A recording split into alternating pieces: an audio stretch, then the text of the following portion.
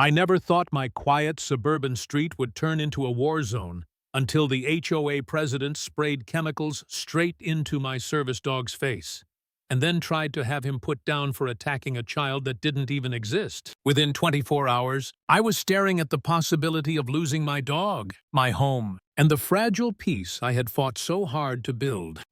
Act 1. The Spark. My name's Jack Dalton. I used to be the guy who handled dogs that could sniff out bombs in a sandstorm. These days, my only partner is Teddy, a golden retriever with soft eyes and a heart that saved me more times than I can count. He keeps the noise in my head down. He's not just a pet, he's my lifeline. Life in Greenfield Meadows was supposed to be calm. A little house, a small yard, neighbors who waved politely while mowing the lawn. But calm doesn't last long when you live under the rule of one woman. Karen Jordan. Karen was the HOA president, and believe me, she wore the title like a crown. To her, the neighborhood was her kingdom. A single blade of grass over 2 inches. Treason, a mailbox a shade too dark. Exile. She was judge, jury, and executioner of suburban order. That morning started off peaceful. Sprinklers ticked across lawns, the sun barely up. Teddy was sniffing at Mrs. Gable's roses, tail wagging lazily. Then a delivery truck backfired down the street loud, sharp, like a rifle crack. My shoulders tensed, my breath locked in my chest. Teddy barked once, just once, then pressed his body against my leg, grounding me. That's his job. He brings me back. And then bam, Karen's front door slammed open. She marched out in her floral top and that stupid visor glued to her forehead. Face pinched like she was sucking lemons. Jack Dalton. Her voice could have cut glass. You cannot control that animal. I kept my breathing steady. He's a service dog.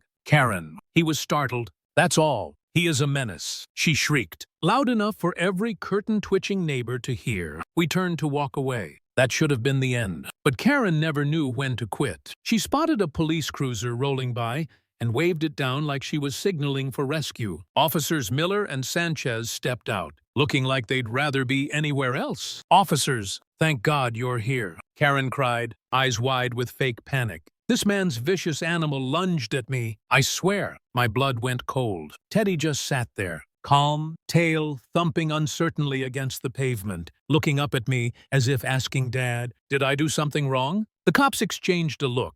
They knew Karen. Everyone did. They weren't buying it. But before they could say a word, Karen reached into her pocket, pulled out a small canister, and sprayed it directly into Teddy's face. He yelped. God, that sound, it ripped through me. He stumbled, pawing at his eyes, whining in confusion. What did you just do? I asked, my voice so low it scared even me. Karen smiled smugly. Citronella spray. Perfectly harmless. I was defending myself. The officers stiffened. Sanchez shoved a saline bottle into my hand. Flush his eyes. Now. I knelt, flushing Teddy's eyes, whispering, easy. Buddy, I've got you. But inside, my rage was white-hot fire. That was the moment I knew this wasn't just some HOA power trip. This was war. Act 2. Escalation and doubt. The next morning, a white van pulled up. Animal control. A man with a clipboard stood at my door. Mr. Dalton, we received a report that your dog bit a child yesterday. I froze. That's impossible. There was no child. He looked down at his paper. We have a sworn witness statement. By law, your dog must be quarantined. My stomach dropped. If Teddy was taken to the county shelter concrete floors, endless barking, he'd be broken. His training, his trust, gone. No, I said flatly. He's a service animal. He stays with me. The officer sighed, pointed at a line on his form. You have one option, home quarantine. But if this complaint sticks, the standard order is euthanasia. Euthanasia. The word hit like a bullet. Karen wasn't just trying to find me or embarrass me. She wanted my dog dead, as if that wasn't enough. That afternoon, I got an official HOA letter. Wada. $250 in fines, plus a threat of foreclosure if I didn't pay. My sanctuary, the home I built with 20 years of service, was suddenly on the chopping block. I sat at my kitchen table, staring at that bright orange, dangerous animal sign taped to my door. Teddy rested his head on my knee, eyes full of trust I felt unworthy of. For a dark moment, I thought about giving up. Maybe I could send Teddy away. Start over somewhere else. Maybe this battle wasn't worth it. But then Teddy nudged my hand twice. Our signal. His way of saying, "Stay with me, Dad. Don't go under." I realized I wasn't just fighting for a dog. I was fighting for family. So I called Marcus. Marcus and I had served together. He was the kind of guy who could build a satellite dish out of a paperclip. Now he worked in cybersecurity. Karen sprayed Teddy. I told him, voice flat. Now she's fabricated a child bite report. I've got 24 hours to prove it's a lie. There was a pause. Then Marcus said, "Jack, that woman picked the wrong soldier. I'll find what you need." 30 minutes later, he called back, furious. Their HOA system is a joke. Password was Meadows We3. And guess what? I've got emails. Karen told her assistant Sarah to draft a fake report.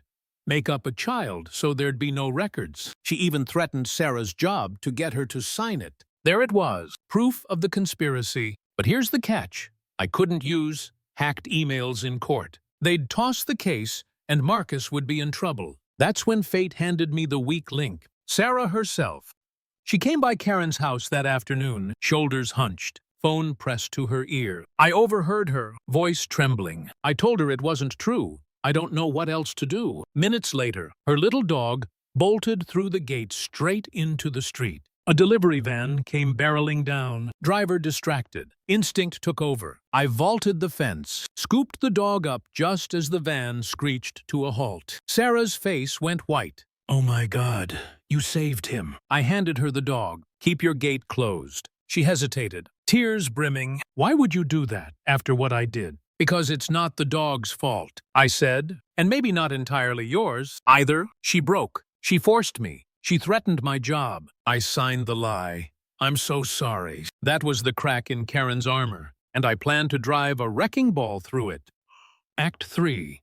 The Showdown. That evening, the HOA clubhouse filled with neighbors, folding chairs, beige walls, a faint smell of stale coffee. About 30 people sat, waiting for the spectacle. Karen sat at the front table, binder of evidence in front of her, flanked by 2 bored cronies. 2 police officers stood by the door, arms folded. Marcus slipped in the back and set his phone on the table, live-streaming everything. Karen banged her gavel. "This emergency meeting of the Greenfield Meadows HOA is now in session. First and only item, the dangerous animal at 124 Willow Lane. Mr. Dalton's dog viciously attacked a child. This board has voted unanimously to fine, sanction, and pursue foreclosure." A murmur of approval rippled through the room. This was her show. I stood. My voice was calm, cutting through the noise. "Miss Jordan, before you pass sentence on me, I'd like to know what's the name of this child. Where's the hospital record? Where's the police report?" The room went silent. Karen's smile twitched. "The family wishes to remain anonymous," she snapped. "They fear retaliation." I let out a short, humorless laugh. "I'm the one with a death sentence hanging over my dog's head. What I fear is your lie." Her composure cracked. "How dare you call me a liar?" "Because I can prove it." And that's when Sarah stood up. She was trembling, but her voice was clear. There was no child. There was no bite. I was there. Karen sprayed the dog. Then she forced me to file a false report. She threatened my job. Gasps filled the room. Karen shot up, face pale. "She's lying. She's conspiring with him." Sarah held up a notarized affidavit. "I've already sent this to Animal Control and the district attorney." The room erupted. Marcus raised his voice from the back. "Oh, and just so everyone knows, this entire meeting is live. Over 500 people are watching, including Channel 4 News." The officers at the door stepped forward. "Interfering with a service dog is a federal crime." "Ma'am," one of them said. Karen's face went slack. She looked at the neighbors, no longer fearful, but furious. She looked at the red light of Marcus's phone, recording every second. She looked at me, and in that moment, she realized it was over. She tried to snatch her binder and leave. But Mrs. Gable, the sweet old lady she once bullied over a garden shed, stood up, blocking her path. The mutiny was complete. The queen of lawn ordinances had fallen. Closing line. Some people think power is in rules, or titles, or fear. But real power is standing your ground when someone tries to take everything from you and refusing to break.